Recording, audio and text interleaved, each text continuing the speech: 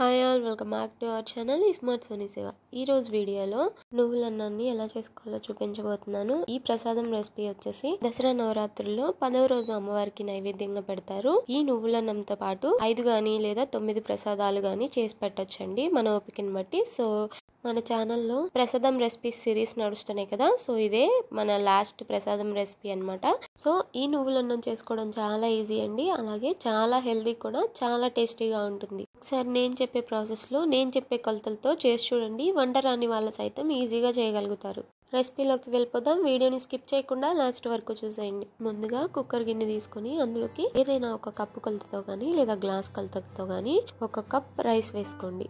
2-3 సార్లు వాష్ చేసేసుకున్నాక ఏ కప్పుతో అయితే బియ్యాన్ని తీసుకున్నామో అదే కప్పుతో 1 కప్పు నిండుగా పోసుకొని 2వ కప్కి కొంచెం వెల్తిగా నీళ్లు పోసుకొని కొంచెం ఉప్పు వేసేసుకొని మీడియం ఫ్లేమ్లో 2 విజిల్స్ వచ్చేంత వరకు ఉడకనివ్వండి. ఇప్పుడు పొయ్యి మీద పాన్ పెట్టేసుకొని అందులోకి 2 టేబుల్ స్పూన్ దాకా పల్లీలు, 1 టీ స్పూన్ దాకా పచ్చిశనగపప్పు, 1 టీ స్పూన్ దాకా మినప్పప్పు వేసుకొని లో ఫ్లేమ్లో ఫ్రై చేసుకోండి. తర్వాత మీ కారానికి తగ్గట్టు 4 లేదా 5 ఎండుమిర్చి, అలాగే 1 టేబుల్ స్పూన్ దాకా జీలకర్ర, 2 రెమ్మల కరివేపాకు వేసుకొని లో ఫ్లేమ్లో బాగా లోపల వరకు వేయించుకోవాలి, ఫ్రై అయ్యేంత వరకు. ఇవన్నీ వేగిపోయిన తర్వాత లాస్ట్ లో 4 టేబుల్ స్పూన్ దాకా నువ్వులు వేసుకోవాలి. ఇవి కొంచెం చిటపటలాడినాక పక్కకు తీసేసుకొని మిక్సీ జార్లో వేసుకొని చల్లారబెట్టుకోవాలి.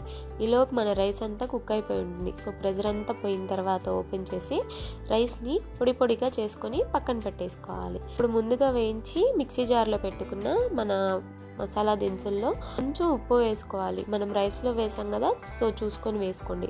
తర్వాత మెత్తగా మిక్సీ పట్టేసుకోవాలి. ఈ పొడిని మిక్సీ పట్టేసుకొని పక్కన పెట్టేసుకోండి.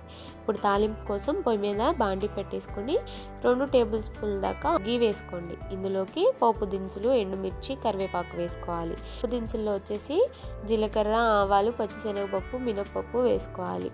సో ఇప్పుడు ఒక పచ్చిమిర్చిని స్లైస్ లా కట్ చేసుకుని వేసుకొని అది కొంచెం ఫ్రై అయిన తర్వాత 1/2 టేబుల్ స్పూన్ దాకా ఇంగువ, అలాగే 10-15 జీడిపప్పు పలుకులు వేసుకొని అంతా బాగా కలిసి ఫ్రై అయ్యేంత వరకు ఫ్రై చేసుకోవాలి.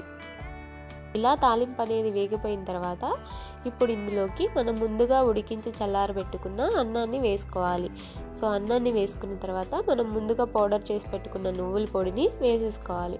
వేసుకొని అంతా కలిసే విధంగా కలిపేసుకోవాలి.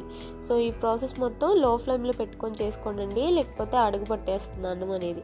సో ఇలా కలిపేసుకున్న తర్వాత లాస్ట్లో ఫైనల్గా సన్నగా చాప్ చేసుకున్న కొత్తిమీరను కూడా వేసుకొని మళ్ళీ ఒకసారి అంతా టాస్ చేసేసుకొని స్టవ్ ఆఫ్ చేసుకొని అమ్మవారికి నైవేద్యంగా పెట్టడమే. అంతేనండి, చాలా ఈజీగా చేసుకున్నాం కదా, చాలా కమ్మగా ఉంటుంది.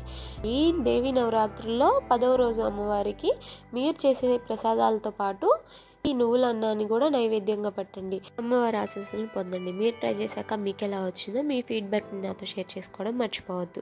అలాగే మిగతా 9 రోజుల ప్రసాదాలు ఆల్రెడీ మన ఛానల్లో ఉన్నాయి, డిస్క్రిప్షన్లో ఇస్తాను, చూసేయండి.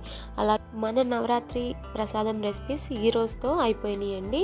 సో మరో రెసిపీతో మళ్ళీ మీ ముందుకు వస్తాను. ఈ వీడియోని లైక్ చేసి మీ ఫ్రెండ్స్ అండ్ ఫ్యామిలీ రిలేటివ్స్కి షేర్ చేసి సబ్స్క్రైబ్ కూడా చేయండి. అంతవరకు సెలవు, బాయ్ ఆల్.